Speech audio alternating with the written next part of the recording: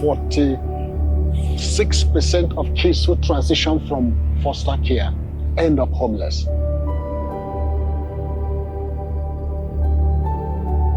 The conventional wisdom is to provide them, help them with the therapeutic interventions. And oftentimes, psychotropic medications are pumped into them. But what is missing is the divine intervention. Yes. My wife and I, we began to foster kids out of compassion. We understand trauma firsthand. In my life, I went from home to home. My mom was an alcoholic. And in those homes that I lived in, I was abused. And it was hard. But by me accepting God in my life, I made it. We felt that we can give children who are in this situation the hope and the deliverance we didn't have in our childhood.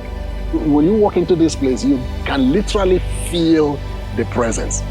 People ask us, what do you gain from this? The joy of breaking a cycle of trauma and the joy of restoring hope and purpose in the lives of people. And we believe that kids that come into this place will become evangelists. They will begin to bring life and bring light and bring power and transformation into the area.